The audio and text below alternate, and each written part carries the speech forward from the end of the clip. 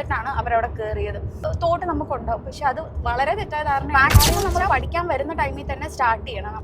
Sacrifice ചെയ്യുന്ന പലതും നഷ്ടപ്പെട്ടാലും നമുക്ക് പലതും നേടിയെടുക്കാൻ പറ്റും. സാധനം പിടിക്കാനായിട്ട് നമുക്ക് ഭയങ്കര വാശി ഉണ്ടാകുന്നത്. അൺഫോർച്ചുനേറ്റ്ലിയുടെ ഒരു കൂമ്പാരം കണ്ട് ഒരു സക്സസിലോട്ട് എത്താന്ന് പറയുന്നത് വലിയൊരു കാര്യം തന്നെയാണ്. നിങ്ങൾ ജോബിന് സെർച്ച് ചെയ്യുന്നുണ്ടോ? അപ്പം എനിക്കിപ്പോൾ സത്യം പറഞ്ഞാൽ അതിശയാണ്.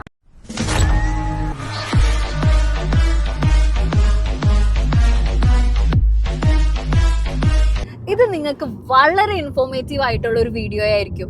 എന്താന്നല്ലേ, UK വന്ന് ഏറ്റവും ബുദ്ധിമുട്ടി കുറെ സാക്രിഫൈസ് ചെയ്ത് സ്ട്രഗിൾ ചെയ്ത് നമ്മളൊരു അച്ചീവ്മെന്റ് നേടുമ്പോൾ, അതായത് നമുക്ക് ഇവിടെ ജോലി കിട്ടുക, ഇവിടെ വിസ കിട്ടുക, അത് നമ്മുടെയൊക്കെ ഒരു ഡ്രീം തന്നെയല്ലേ. അപ്പോൾ അത് അച്ചീവ് ചെയ്ത ഒരാളുടെ സ്റ്റോറിയാണ് ഇന്ന് നമ്മുടെ കൂടെ. ഭീമ ഉണ്ട്. അതിന്റെ ഇൻഫോർമേഷൻസ് എങ്ങനെയാണ് നമുക്ക് ചോദിക്കാം. ഭീമ പറയേ, എങ്ങനെയാണ്, എന്താണ് വിശേഷങ്ങൾ? എൻ്റെ പേര് ഭീമ, നാട്ടിൽ കോട്ടയത്താണ്. MG യൂണിവേഴ്സിറ്റിയിൽ MSc ഫിസിക്സ് കഴിഞ്ഞിട്ടാണ് ഞാൻ 2022 ജാൻ ഇൻടേക്കിൽ UK വരുന്നത്. അടിപൊളി. അപ്പോൾ പഠിക്കാൻ വന്നത് MSc automation control and robotics engineering ആണ്, മാസ്റ്റേഴ്സ്. നമ്മുടെ കോഴ്സിന് റിലേറ്റ് ചെയ്ത കോഴ്സ് തന്നെയല്ലേ?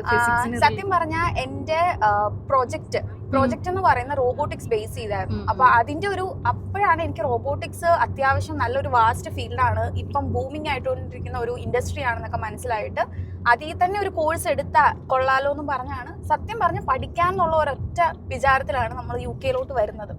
ഇവിടെ വന്നു കഴിഞ്ഞപ്പോഴാണ് നമുക്ക് മനസ്സിലായത് നമ്മൾക്ക് അറിയാൻ പാടില്ലാത്ത കാര്യങ്ങളാണ് കൂടുതലും നമ്മളെ ഇവിടെ പഠിപ്പിച്ചുകൊണ്ടിരിക്കുന്നത്. അതായത് നമുക്കൊരു ബേസ് ഇല്ല. പല കാര്യങ്ങളിലും കുറേ സ്ട്രഗിൾ ചെയ്തു, കുറേ ചെറിയ ചെറിയ ഷോർട്ട് ടേം കോഴ്സുകൾ എടുത്തു. അങ്ങനെയാണ് 2024 ഞാൻ ഗ്രാജുവേറ്റ് ആവുന്നത്. 24 മെയ്യിൽ ഗ്രാജുവേറ്റ് ആയി. പക്ഷെ നമ്മുടെ ഗ്രാജുവേഷൻ സെറമണിയൊക്കെ നടന്നത് നവംബറിലാണ്. ഇൻ ബിറ്റ്വീൻ ടൈമിൽ സത്യം പറഞ്ഞ ഇപ്പം അൽഹംദുലില്ലാ ഒരു നല്ലൊരു ജോലി എന്ന് വെച്ചാൽ ഞാൻ പഠിച്ച കോഴ്സുമായിട്ട് ബന്ധപ്പെട്ട സെയിം ഫീൽഡിലെ തന്നെ കൺട്രോൾ സിസ്റ്റം എഞ്ചിനീയർ ആയിട്ടാണ് ഇപ്പം ഞാൻ ജോലിക്ക് കയറിയിരിക്കുന്നത്, ജൂനിയർ പോസ്റ്റിൽ.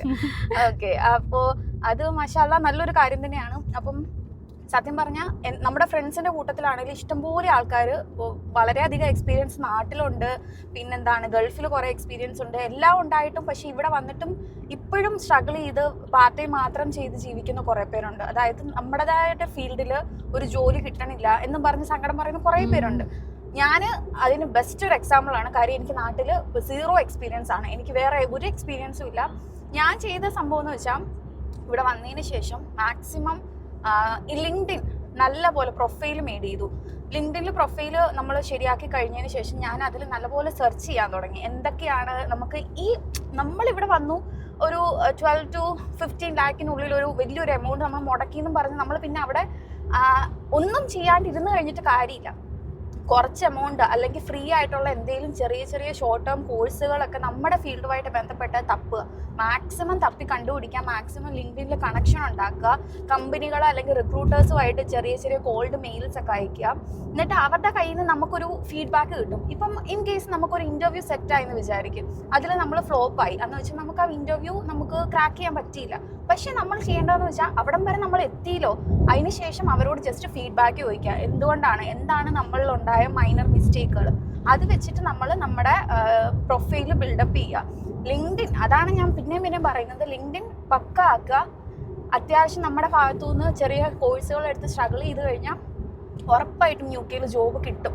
ചെറിയ ചെറിയ ആഡ് ഓൺ കോഴ്സുകൾ ഇപ്പൊ പലരും ശ്രദ്ധിക്കാതെ പോകുന്ന കാര്യമാണ്. അതായത് ജസ്റ്റ് കോഴ്സ് എടുത്തു പോകുന്നു, ആ കോഴ്സ് ഇപ്പൊ എല്ലാവരും എടുക്കണയാണ്, പക്ഷെ നമ്മൾ അവിടെ യുണീക്ക് ആക്കി നിർത്തുന്നത് നമ്മൾ എടുക്കുന്ന അത്രേ ഉള്ളൂ. അതാണ് അതിൻ്റെ അകത്തെ മെയിൻ കാര്യം എന്ന് പറയുന്നത്. ഇപ്പം നമ്മൾ തന്നെയാണെങ്കിലും ചിന്തിക്കുമ്പോൾ ഇത്രയും വലിയൊരു എമൗണ്ട് നമ്മൾ മുടക്കി, അതിൻ്റെ കൂടെ ഒരു ചെറിയ ഒരു എമൗണ്ട് ചിലപ്പോൾ മുടക്കിയെങ്കിൽ ആ കോഴ്സ് പഠിച്ചെങ്കിൽ നമുക്ക് എന്തെങ്കിലും ആയെങ്കിൽ അത് നമ്മുടെ ഒരു ഫ്യൂച്ചറിലോട്ടുള്ള ഒരു വലിയൊരു ആഡ് ഓൺ പ്ലസ് പോയിന്റ് തന്നെയാണ്. നമ്മുടെ CV-യിലും എല്ലാം വെക്കുമ്പോൾ റിക്രൂട്ടേഴ്സ് നമ്മളെ എനിക്ക് സത്യം പറഞ്ഞാൽ അങ്ങോട്ട് അയച്ചതിലും കൂടുതൽ ഇങ്ങോട്ട് മെസ്സേജുകൾ ഇപ്പോൾ വരാൻ തുടങ്ങി. കാര്യം ഒരു കോഴ്സ് നമ്മൾ എടുത്തു, നമ്മുടെ പ്രൊഫൈൽ അത്യാവശ്യം സ്ട്രോങ് ആയെന്ന് കാണും. ഇതൊക്കെ നമ്മളിങ്ങനെ പ്രൊഫൈല് അങ്ങോട്ട് അയച്ചു, CV അയച്ചു, ഫുൾ അൺഫോർച്ചുനേറ്റ്ലി ഒരു ദിവസം നമ്മൾ തുറക്കുന്നതേ മെയിലുകൾ ഇങ്ങനെ അൺഫോർച്ചുനേറ്റ്ലിയുടെ ഒരു കൂമ്പാരം കണ്ട് ജീവിച്ചിരുന്ന ഒരു ടൈമിൽ നിന്ന് മാഷാഅല്ലാഹ് ഇത്രയും നാളുകൊണ്ട് നമുക്കൊരു സക്സസിലോട്ട് എത്താന്ന് പറയുന്നത് വലിയൊരു കാര്യം തന്നെയാണ്.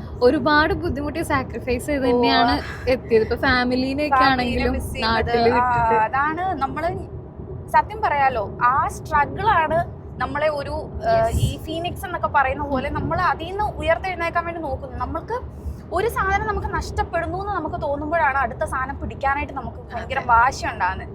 അതാണ് ഏറ്റവും വലിയ വേണ്ടത്, വാശി.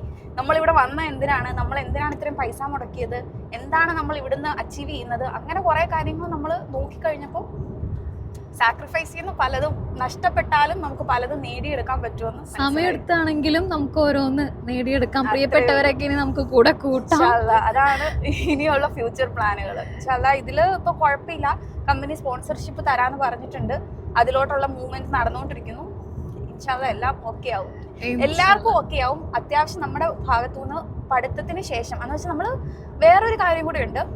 നമ്മൾ നമ്മുടെ കൂട്ടത്തിലുള്ള ഫ്രണ്ട്സിനെ നമ്മൾ വെച്ച് കമ്പയർ ചെയ്യുമ്പോഴാണെങ്കിലും മാക്സിമം നമ്മൾ പഠിക്കാൻ വരുന്ന ടൈമിൽ തന്നെ സ്റ്റാർട്ട് ചെയ്യണം. നമ്മുടെ എല്ലാ പ്രൊഫൈലും ബിൽഡ് ചെയ്യാനും CV ബിൽഡ് ചെയ്യാനും അതുപോലെ എന്തെങ്കിലുമൊക്കെ ആഡ് ഓൺ പഠിച്ചുകൊണ്ടിരിക്കുമ്പോൾ തന്നെ സ്റ്റാർട്ട് ചെയ്യാം.